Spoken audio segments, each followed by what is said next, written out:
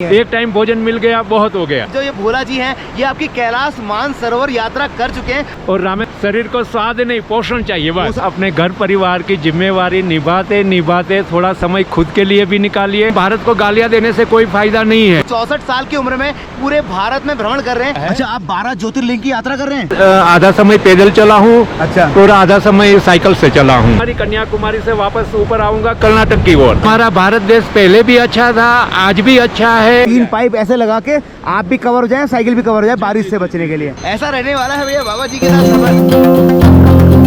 Hello guys, क्या हालचाल? बढ़िया। तो स्वागत है फिर से आपका हमारे इस नए वीडियो में। भाई अभी तुम्हारे रोहित पहाड़ी है भैया, आपका गंगोत्री धाम में, जहाँ से माँ गंगा का उद्गम होता है, जहाँ से लोगों को पता चलता है भैया कि माँ गंगा इस धरती पे आई थी, जहाँ पे भागीरथी ने तपस्या करी थी आपका माँ गंगा को इस धरती पे लाने के लिए, क्योंकि उनको अपने परिवार अपने पूर्वजों को श्राप मुक्त करने के लिए। इसके सामने ही एक आपका तपस्थली है भागीरथी जी की, वहाँ बैठकर उन्होंने तपस्या करी थी आपका भोलेनाथ की, ताकि गंगा मैया को इस धरती पे अवतरित किया जा सके। ये है भैया गंगोत्री के पूरे दर्शन। तो आज के इस ब्लॉग में मैं आपको गंगोत्री में भैया बहुत सारी चीजें दिखाने वाला हूँ। और दूसरी बात, मैं आपको आज एक ऐसी प्रतिभाशाली व्यक्ति से मिलाने वाला हूँ जो भैया सिर्फ और सिर्फ एक साइकिल के माध्यम से पूरे भारत का भ्रमण कर रहे हैं, जिनकी उम्र 64 साल की है। पूरे साइकिल से पूरे भारत का भ्रमण कर रहे हैं। उनको देखने के बाद शायद आपके अंदर थोड़ा जोश, थोड़ा उत्साह उत्पन्न जरूर होगा। चलते हैं उनके पास और जानते हैं उनसे उनकी कहानी की कैसे कैसे भैया उनके अंदर ये प्रेरणा आई। तो भैया जी, मैं जिन बाबा जी के बारे में आपको बात बता रहा था, पहले तो मैं आपसे उनका परिचय करा देता हूँ। बाबा जी, आपका नाम क्या है? मेरा नाम भोला बोलते हैं लोग मुझे। भोला बोलते हैं आपको लोग? हाँ। तो आप कहाँ के रहने वाले हैं? मेरा जन्म स्थान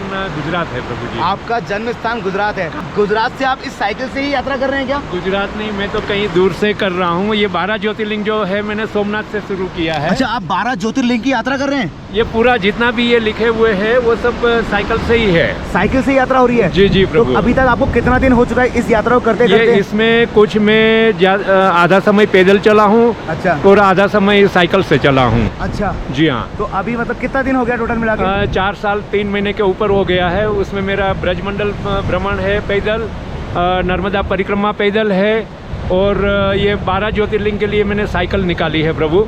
12 ज्योतिर्लिंग के लिए आपने साइकिल निकाली? हाँ, 12 ज्योतिर्लिंग आप यहाँ बोर्ड पे देखोगे। बिल्कुल तो बिल्कुल, मैं ये देख पा रहा हूँ। बिल्कुल करूँगा अभी। अच्छा, आप इस साइकिल से पूरे 12 के 12 ज्योतिर्लिंग करने वाले हैं? जी प्रभु जी। तो मतलब आपको कब ये इंस्पिरेशन मिली कि जैसे हमने भी बहुत टाइम पहले लद्दाख किया था, मैं आपको बता रहा था, बाइक से हम तब भी इतना थकान महसूस करते थे, तो आपको इस साइकिल से करने की इंस्पिरेशन कैसे मिली कि आपको साइकिल से चलना चाहिए? नहीं, ये इसलिए सोचा कि अभी भारत में भ्रमण करने लायक जगह बहुत है, और अभी उम्र बहुत कम है। बिल्कुल। तो सोचा साइकिल लेके निकलूं तो जितने ज्यादा से ज्यादा स्थान पे मैं चला जाऊं, अच्छा, उतना कम है। तो अभी आपकी उम्र कितनी होगी? 64 आपकी एज हो चुकी है? जी हाँ। तो भैया 64 साल की उम्र में पता नहीं हमारे बाल दाढ़ी दांत रहेंगे या नहीं रहेंगे पता नहीं, लेकिन आप भोला जी को देख सकते हैं। 64 साल की उम्र में ये मतलब पूरे भारत में भ्रमण कर रहे हैं। और अभी तक कितने किलोमीटर आपके हिसाब से आप कवर कर चुके होंगे? मुझे पता नहीं है। मैं तो ये समझो, वैसे भ्रमण तो मेरा 2000 के साल से शुरू हुआ है। 2000 से? हाँ, 2000 से? हाँ, मगर तभी पार्ट टाइम जाता था। अच्छा। हाँ। और बाद में जब नेपाल अपना कैलाश मानसरोवर यात्रा के बाद, कैलाश मानसरोवर यात्रा भी आपने करी है? वो ठाकुर जी की कृपा है। अच्छा जी हाँ। अच्छा। तो फिर उसके बाद मेरा नर्मदा जी परिक्रमा, ब्रजमंडल सब पैदल हुआ है जी प्रभु। अच्छा, मतलब आपका नर्मदा और ब्रजमंडल सारा साइकिल पर हुआ है, पैदल हुआ है? ये पैदल हुआ है। मतलब आप साइकिल लेके चलते हैं, पैदल चलते हैं? पैदल चलता हूँ, क्योंकि चढ़ाई में जो है साइकिल बैठ के चलेगी नहीं। अच्छा, चढ़ाई में साइकिल चलती नहीं है तो आप पैदल चलते हैं? पैदल चलते हैं। और उतार में आप साइकिल चलाते हैं? वो भी सावधानी पूर्वक, क्योंकि यहाँ ये उत्तराखंड में 4 ये रास्ता जो है, हाँ, बिल्कुल सिंगल पट्टी है। सिंगल पट्टी है, तो कभी भी एक्सीडेंट होने का भय रहता है। अच्छा, प्रभु। अच्छा। तो अभी जब आप ये गंगोत्री आए हैं, तो गंगोत्री से पहले आप कहाँ गए थे? इससे पहले यमुनोत्री गया था प्रभु। अच्छा, अभी आप यमुनोत्री गए थे। तो अभी कितने ज्योतिर्लिंग कर चुके हैं साइकिल से अभी तक? तो आपके सामने मैं खड़ा हूँ, केदारनाथ के लिए ही निकला हूँ। अच्छा, आप अभी केदारनाथ इस साइकिल को लेकर जाने वाले हैं? जी हाँ। अच्छा, तो केदारनाथ कब तक पहुँचेंगे, क्या उम्मीद है? 22 दिन लगेगा। 22 दिन केदारनाथ पहुँचने में लगेंगे यहाँ से? हाँ जी, जी, क्योंकि 350 किलोमीटर है। अच्छा, 350 किलोमीटर है। जी हाँ। तो अभी केदारनाथ से पहले और कोई ज्योतिर्लिंग नहीं किया अभी तक? किए हैं ना, गुजरात के 2 हुए हैं, 2 मध्य प्रदेश के हो गए हैं। अच्छा। फिर अच्छा। और पहाड़ी पे आप जाओगे तो प्राचीन जैन धर्म के इतनी बड़ी बड़ी ये गुफाएं और मंदिर है कि बात मत पूछिए वहाँ पर। मैं बाबा जी से एक चीज और पूछता हूँ कि बाबा जी जिस तरीके से साइकिल में भ्रमण कर रहे हैं पूरा, तो आपके आपके खाने पीने की व्यवस्था और रहने की व्यवस्था कहाँ और कैसे कैसे होती है? देखो प्रभु, हम वो फिक्र नहीं करते, मगर फिर भी हाँ, हम लोग के लिए आश्रम है, मंदिर है, और खाने पीने के लिए कहीं कोई परेशानी नहीं होती। कहीं ढाबे वाले बुला लेते हैं, अच्छा। कभी आश्रम में हम लोग भोजन कर लेते हैं। और भोजन के लिए ऐसा है कि हमें तीनों टाइम हो जरूरी नहीं है, जरूरी नहीं है, एक टाइम भोजन मिल गया बहुत हो गया। अच्छा, शरीर को स्वाद नहीं, पोषण चाहिए बस।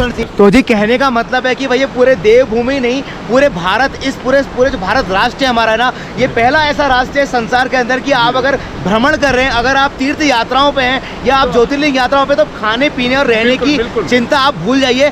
जैसे कि हमारे भोला जी अपने घर से निकल चुके थे। 2000 से मैं भ्रमण कर रहा हूँ, मगर तभी 3-3, 4-4 महीने के लिए निकलता था। अच्छा, सन 2000 से भ्रमण कर रहे हैं, लेकिन 3-3, 4-4 महीने के निकलते थे। हाँ, और बीच में अपना घर परिवार भी होता था। घर परिवार ने थोड़ा जो हमारे ऊपर जिम्मेवारी थी वो निभाते रहते थे। मगर जब से 2017 में कैलाश मानसरोवर यात्रा की, उसके बाद फुल टाइम इसमें भ्रमण में निकल चुके हैं। तो मतलब जी कैलाश मानसरोवर यात्रा मेरा सपना है, आपको पता है। मैं हमेशा कहते रहता हूँ कि भोलेनाथ की जिस दिन कृपा होगी ना, तो आपके रोहित पहाड़ी भी कैलाश मानसरोवर यात्रा में जाएंगे। तो ये भोला जी हैं, ये आपकी कैलाश मानसरोवर यात्रा कर चुके हैं, उसके बाद से कंटिन्यू ये भ्रमण कर रहे हैं इस तरीके से। तो कैलाश मानसरोवर के बाद आपने साइकिल पकड़ ली थी? साइकिल थी, मगर क्योंकि नर्मदा जी की जब परिक्रमा करते कई किनारे पे साइकिल नहीं चलती है। अच्छा, नर्मदा जी की परिक्रमा भी आपने कर ली है? हाँ, वो पैदल, और ब्रजमंडल भी पैदल। अच्छा। और ये 12 ज्योतिर्लिंग जो है, हाँ जी, वो उसके लिए ये साइकिल मैंने शुरुआत करी है प्रभु जी। हाँ। तो अच्छा, पहले आप केदारनाथ जाएंगे, फिर आप बद्रीनाथ, ये सारे नाथ करेंगे? केदारनाथ, बद्रीनाथ, फिर नीचे उतरते टाइम पे पंचप्रयाग बोलते हैं। अच्छा। फिर वहाँ से मैं काशी विश्वनाथ जी उतर जाऊंगा, अयोध्या, काशी विश्वनाथ, प्रयाग। अच्छा। फिर वहाँ से बिहार होते हुए निकल जाऊंगा झारखंड, बाबा बैजनाथ। वो सब करते करते मैं पहुँचूंगा रामेश्वर, मदुराई होते हुए। अच्छा। और रामेश्वर से कन्याकुमारी, कन्याकुमारी से वापस ऊपर आऊंगा कर्नाटक की ओर। अच्छा जी, तो आप नेपाल भी करने वाले हैं? नेपाल हो गया है, मगर वापस आखिरी में सब नेपाल में जाऊंगा। तो मतलब कह रहे हैं, मतलब इस साइकिल से नेपाल करेंगे? जी जी जी, साइकिल से ही जाएंगे। तो भैया आपको पता हो, अगर आपने 1 महीने पहले हमारे ब्लॉग देखे होंगे, तो आपके रोहित पहाड़ी थे भैया नेपाल के अंदर। तो भैया जी हमारे भोला जी भी बहुत जल्दी ये 12 ज्योतिर्लिंग के दर्शन और 5 प्रयाग की यात्रा करने के बाद भाई यहाँ से नेपाल की तरफ जा रहे हैं। तो भैया मैं तो इतना जानता हूँ कि भैया अगर आप में ना इच्छा शक्ति हो, तो आप भैया कुछ भी कर सकते हो। और अगर मेरी आवाज़ थोड़ी हल्की आ रही है, तो आप समझ सकते हैं कि यहाँ पर जी गंगा माता का प्रवाह और वेग इतना तेज है ना, मेरे इतना जोर से बोलने के बाद भी शायद आपको बहुत कम आवाज़ आ रही होगी। तो भोला जी कोई 2-4 बातें जो आज का जो युवा समाज है उसके लिए, कि मतलब वो कैसे निकले घर से बाहर घूमने के लिए, जो आप उसको कैसे थे, और जो आपकी एज के हैं उनके लिए भी, कि घूमना और तीर्थ स्थल और 12 ज्योतिर्लिंग और हमारे इस पूरे भारत राष्ट्र में घूमने के लिए क्या क्या चीज़ें हैं और क्यों घूमना चाहिए, क्या आपको प्रेरणा मिली थी ये सब घूमने के लिए, आप क्या कहना चाहोगे इन सब लोगों से? प्रभु जी मैं ज़्यादा बात तो नहीं करना चाहूँगा। अपने घर परिवार की जिम्मेवारी निभाते निभाते थोड़ा समय खुद के लिए भी निकालिए, ताकि हम हमारे देश के अंदर जो तीर्थ स्थान है, घूमने लायक जो स्थान है, वहाँ हम भले 15 दिन के लिए निकलो, मगर आप निकलो तो पता चलेगा कि हमारे देश के अंदर क्या क्या ऐसी अद्भुत शक्तियाँ हैं और क्या क्या अद्भुत ऐसे तीर्थ स्थान है कि हमें कनाडा का नाइग्रा फॉल या अमेरिका, स्विट्ज़रलैंड कहीं जाने की ज़रूरत नहीं है, सब अपने भारत में है। यदि आप निकलो तो अपने देश में, बाकी जब तक नहीं निकलते हम भारत को गालियाँ देने से कोई फ़ायदा नहीं है। कोई फ़ायदा नहीं है। हमारा भारत देश पहले भी अच्छा था, आज भी अच्छा है और हमेशा रहेगा। जिस तरीके से हमारे भोला जी इस साइकिल से पूरे भारत में घूम रहे हैं, तो भैया आपको प्रेरणा मिलनी चाहिए इनसे। तो मेरी इनसे मुलाकात हुई है भैया गंगोत्री के इस गंगा नदी के पुल के पास। तो कहते हैं भैया कि गंगा नदी के पास ना अच्छों के पाप धुल जाते हैं, बहुत सारी चीज़ें सीखने को मिलती हैं। तो एक प्रेरणा मुझे भी मिली है कि आगे जीवन में अपने, जिस तरीके से मैं अभी पहले बाइक राइड करता था, अभी मैं पब्लिक कन्वे से चल रहा हूँ, अगर भोलेनाथ की कृपा बनी रहेगी ना, तो तुम्हारे रोहित पहाड़ी भी एक दिन तुम्हें भोला जी की तरह भैया इस साइकिल से ना आपके पूरे भारत में हिम्मत आनी चाहिए, बस भ्रमण करते हुए दिखाई देंगे। और भोला जी ने हमको बता ही दिया भैया, बस आप घर से निकल जाइए, खाने पीने रहने की भोलेनाथ सारी व्यवस्था अपने आप कर देते हैं। आप भी भैया इस साइकिल से निकल जाइए। अगर आपके पास गाड़ी है तो गाड़ी से निकलिए, बाइक है बाइक से निकलिए, पैदल है पैदल निकलिए, नहीं तो साइकिल से निकलिए। बस घूमने के लिए ना एक जुनून होना चाहिए। हम भारतीय है उसका गर्व होना चाहिए। हम जो कुछ हो रहे हैं, योगी जोगी तो भोला जी कह रहे हैं भैया जी आपको पहले अपने दिल में ना ये जगह बनानी पड़ेगी कि आप एक भारतीय हैं, आप एक सनातनी हैं, उसके बाद आप निकल जाइए भैया इस भारत के भ्रमण के ऊपर। तो बहुत सारी चीजें आपको देखने को मिलेंगी, जानने को मिलेंगी। जब आप ऐसे हिमालयों में ऐसे जंगलों से होते होते निकलेंगे ना, तो आपको एक अलग ही शक्ति, अलग दिव्य शक्तियों का अनुभव होगा। नानक साहब ने क्या बोला, मन के जीते जी, हाँ, मन के हारे हार।